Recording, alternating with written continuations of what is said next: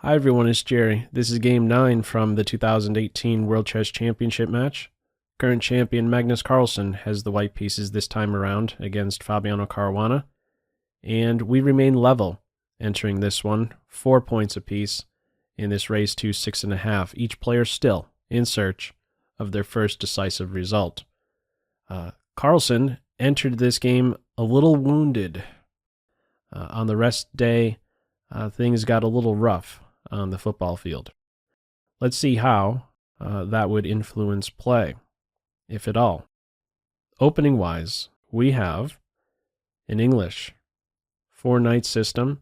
We've seen this already in Game 4 of this match. And where we'll play deviate? Let's find out. It is on this move 9. Now, if you recall from my Game 4 recap, I pointed out this position was seen at the London Chess Classic 2017. Caruana had white against Michael Adams and won a nice game. Knight g5 was the follow-up by Caruana. In Game 4 of this match, Bishop d2 was on board. In this Game 9, it is now Bishop g5. So, from here, first a capture on c3. Black doesn't have to react to this threat just yet. Bishop takes queen, knight takes queen, black comes out ahead, up a minor piece. So a simple recapture, and only now does black address the threat, counterpunch. Bishop goes back home. Now, an idea may be to deploy the bishop to a3. It is a move. Bishop a3, bishop takes a3. Note that this diagonal is open towards the king, and the queen would be there indirectly defending a3, in other words. Black rules that out altogether and says, I'm going to develop a bishop and safeguard my king. From here, bishop b2, supporting a central advance. This really cannot be prevented, so black prepares to just cope with this changing of the structure and backs the bishop up. d4 will not be hitting with tempo, d4 is in anyhow. So how exactly to treat this central advance by white? It is a 2-1 majority, and nearby there can be e4, d5, kicking the black pieces around. Will they have good squares? This must capture black's attention. Black must react properly to these advances. Now, how exactly to put a halt to e4? Let's find out. First, bishop d5. White insists on trying to get this advance in. Queen c2 is there. Also, queen c2 is played, in a blink. Notice the clock times, about a half hour has been spent by Caruana. For the majority of this match, it has been the other way around. Carlsen was usually the one to go into the think tank first. It's a different story in this Game 9. Carlsen forcing Caruana to spend a lot of time on his moves. So the more prepared side, in short, is Team White. Queen c2, supporting e4. Now, I want to draw some attention to a possible structural change here. In the game, black captured on d4. What would be the follow-up after e4? This knight has to find a new square. During the live stream, I was thinking knight to d2. That appears to be a move. The follow-up after knight d2 can be e3. It gets a little bit messy, and, white still has, in the end, or would have, a 2-0 majority in the center. Black would actually have to be a bit careful that this e-pawn eventually does not get rolling. If you could somehow kick the rook away and get in e4, things would be very nice for white. But apparently better in reply to e4 would be knight h4, and nearby is c4 and c5, or c4 and maybe d5. Black can feel a bit uncomfortable with a c4, d4 pawn duo. So, e4 is not on board. In this one, it's a capture on d4. And then bishop e4 check, queen b3. Bishop returns to d5. I questioned a queen exchange at this moment. I don't believe a queen exchange is a good thing for black. Let me put this on. What's the problem exactly with the queen exchange? It doesn't show up really in the evaluation. It gives a like 0.4, 0.5 advantage to white. But here's how I see this position without the queens. This center is very good for white. It remains good, I should say, whether the queens are on or off the board. And white will find it easier to create a target in black's camp, and black will not be able to do similar in white's camp. What am I referring to exactly? Well, the C pawn and the B pawn, one of these guys are going to be subjected to pressure. Could see even the A pawn rush down to A5. There's no good target for black in this position. White does have targets. The B and C pawn are it. So, queen stay on. Bishop to d5, the queen goes back home. Carlsen still hasn't lost any time from his start time. Still right about the 100 mark. 100 minutes left. Big decision now by Caruana. He chooses to knock out the knight, and with this next sequence, break up white's central structure at the cost of splitting his queenside structure. Now, it's a big investment, right? You're giving up the strong bishop for a knight. Let's see how this develops. You don't have an immediate recapture. First a check, then a capture on f3, knight takes d4. Pretty much some only moves right around this stage. Have to take with the queen in this position. Taking with the bishop subjects black to a pin and then a win of the bishop. No clean way out of that pin. So queen takes bishop.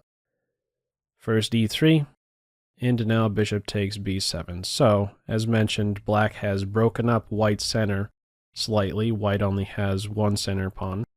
And black now has to have the queen side split. An A7, C7 structure.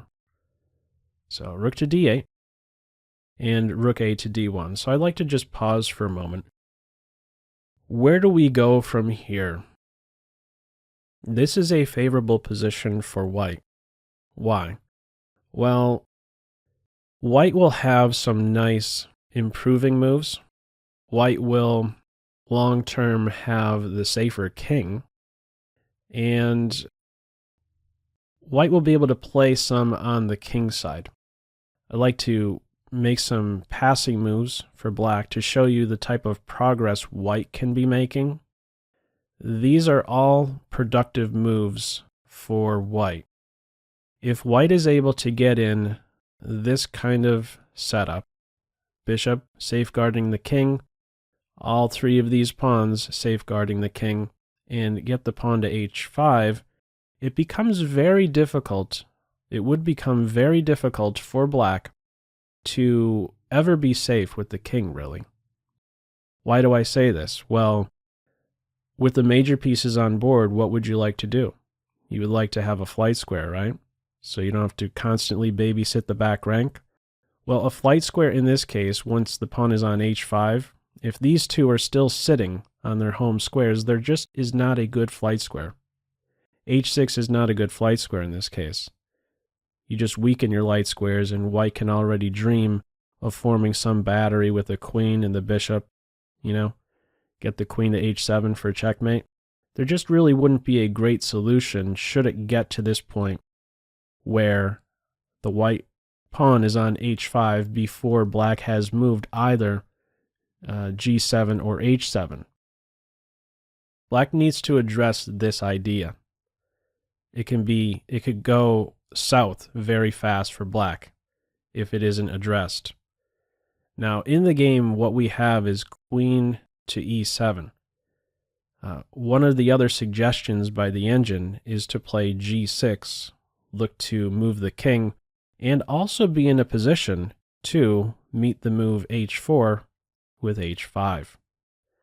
I believe one of the reasons black didn't play g6 with then king g7 to follow is, there may have been some concern about the queen slipping into f7. So the move played in the game, queen e7, interferes with that, of course, and also prepares to maybe exchange both sets of rooks, right? Exchange rooks, get the other one to d8. You could still, as black, play g6. And I want to draw some attention to how black in this position can arrange the kingside pawns.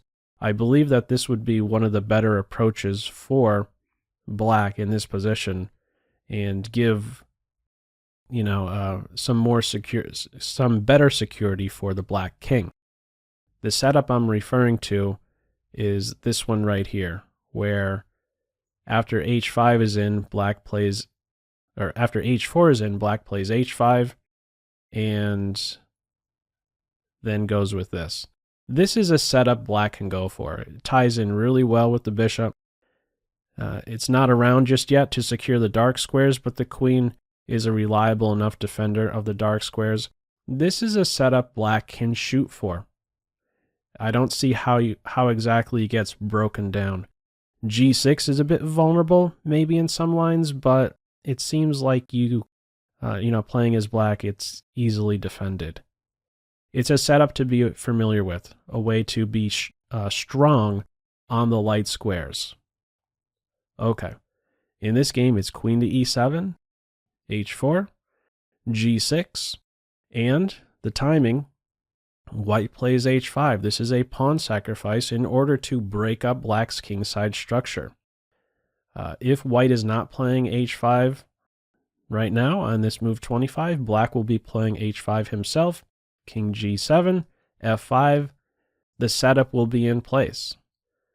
So timing, very important. h5 gives the pawn up, and yeah, the structure is now split for team black. At the same time, this h5 pawn is prepared to just launch itself, even if that pawn is given up, at least distract the g pawn, will make the white king all of a sudden a little bit more vulnerable. First of all, with queen c4, white prevents h4, prepared to knock it out with the queen. Black insists, plays f5. Says, I really want to get in h4. I'm going to subject your structure to some pressure. Bishop f3, h4 is on board, prepared to give the pawn back. Let's get it at the white king. Interesting moment in the game. He spends about 15 minutes, I believe. Yeah, about 15 minutes, ends up capturing the rook. And then the pawn. Another cool way that this structure could have changed is with g4. Not saying it's the best. It's not the top move by the engine, but by playing g4 and getting this kind of exchange in, not exactly sure how to assess this. Much more dynamic. Two connected passed pawns would result after the move g4. Still an open position, queens on board, passed pawns everywhere. How would this one go? I'm not so sure. It's an idea. I imagine this was one of his thoughts right around here. That kind of changing of the structure. In this one rook is exchanged first, and only then do we have g takes h4. Taking with the queen wouldn't be going anywhere. Black would be the one who's more active in this simplified endgame. So the pawn captures. Black is on the g file first. King h1, staying off of the dark squares. Queen f6. Black is eyeing up f4. An interference move. If the queen is not there defending h4, queen takes h4 is checkmate. So just as an example, making a passing move, f4, you take with the pawn, game over. White understands this, knows that f4 is nearby, and prevents f4, queen f4. Reposition for black. There isn't a better file for the rooks. So Both of them do best on the G file, cutting off the king, pointing at squares near the king. So rooks are now gone. And we now target, Team White targets here, the A7 pawn. Meanwhile, Black says, I'm going to focus on breaking down your structure. I already did it somewhat with H4, and now here comes F4. Queen takes A7, a passer, two passers present.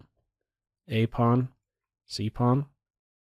From here, F takes E, Queen takes, some defense. Queen takes H4, material is restored, all pawns passed. If the queens are exchanged, it's almost certainly a draw.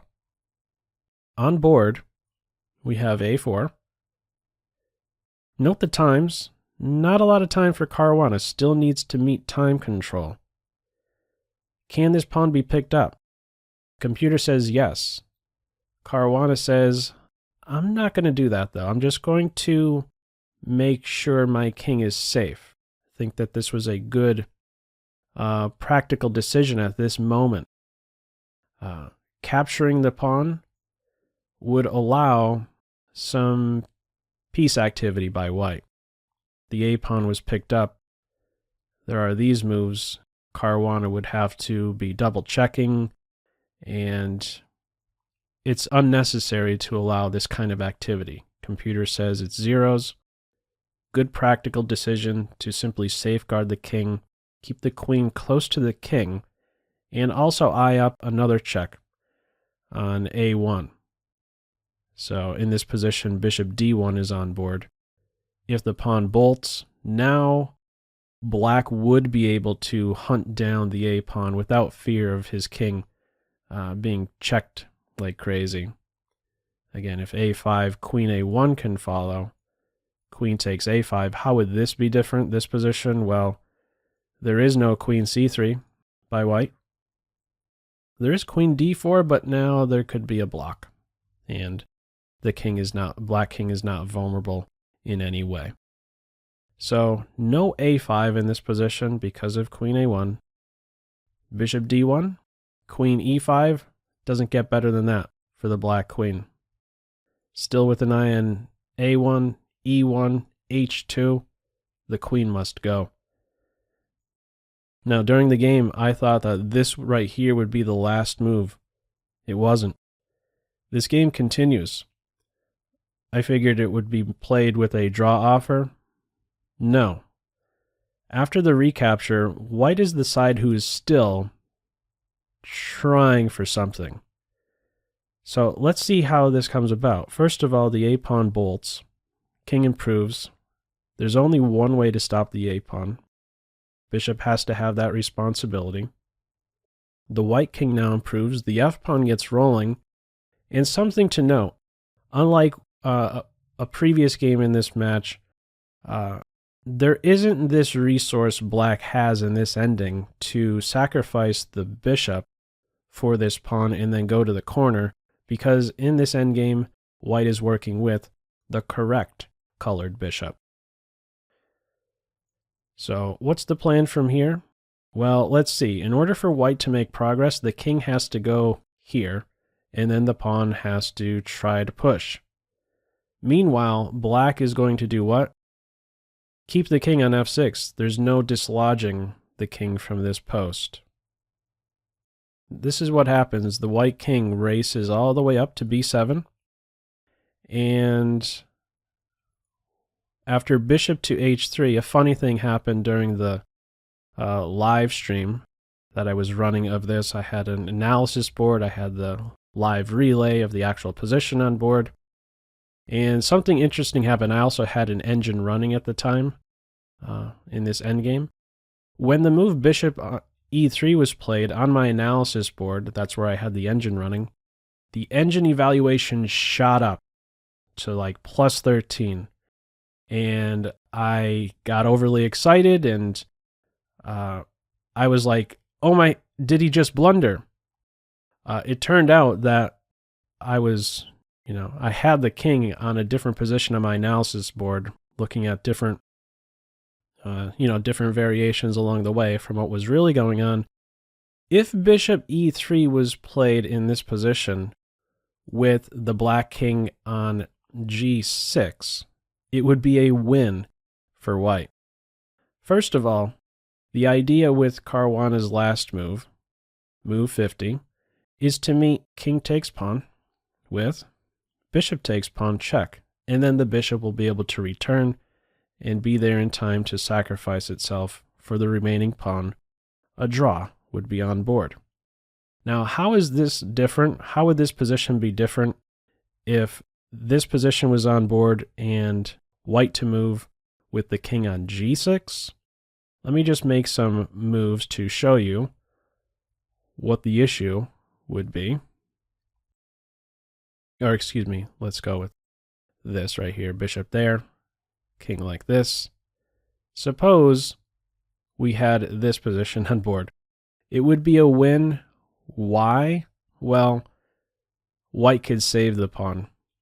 f5 with check, and then pick up this pawn, come over here, push the pawn, and notice the two tasks this bishop has: defend the passed pawn and stop black's passed pawn. The king eventually comes over and escorts the pawn to promotion land. Anyhow, what a difference a king position can make in this position type. King on g6 and you lose. King on f5, it is still a draw. So, from here, what we have is king c6. It looks a little bit weird to do this. The king was coming all the way over here, you would think, to push the pawn, and ends up not pushing the pawn. Why not? Well, this is what would happen. If white plays a7, black would take the pawn. And then this pawn is really fast. Who's going to stop the pawn? Is the king there in time? No. No. Well, how else is black going to stop the pawn? It'd actually be a loss right here for white if he did it like that. White already has to take a step with the bishop to be in a spot to stop this guy. As soon as bishop f1 is on board, the pawn can move, or even the king could step up. This is cleanest. As soon as the bishop isn't there, controlling f5, the king plays to f5, and the king takes on f4. That's what would happen if white simply pushes. A capture, this pawn flies, and when the bishop hunts it down, the black king knocks out f4. So what is tried from here? The white king returns. There's no great progress in pushing the a7 pawn. He comes back to the e4 square. I thought white would maybe be trying something else right around this stage, with maybe coming over here, but there's no success in that direction either. The king can always post up on g7 to defend. As played in this game, move 56, king to e6. We have, after this one, a draw agreed. No progress to be made. a7 was the only try, but as we saw, black is able to draw after that sequence as well. We remain level. These guys are machines. How close was this one on the tail of the tape? Let us have a look. We have no inaccuracies, mistakes, or blunders on Carlsen's end. Computer considers the one inaccuracy by Caruana to be this moment. So just quickly zipping through to this point. That decision right there, the capture, bishop for knight. A slight pull there, but nicely defended in the ending, especially that. What move was that? The f5 move, clearing the way for the queen to get in that h4 advance. Only ever a slight advantage for white, but never enough. No decisive points along the way. So we remain level in this one, 4.5 points apiece going into game 10. And in game 10, Caruana will have white. Caruana has 2 whites left in these last 3 classical games. 2 whites, game 10, game 12, And just one more white game remaining for Carlsen in game 11. So we're going to see how it all unfolds. As usual, feel free to leave any feedback to this video in the comments section below. I hope you enjoyed it and maybe took a thing or two away. That's all for now. Take care. Bye.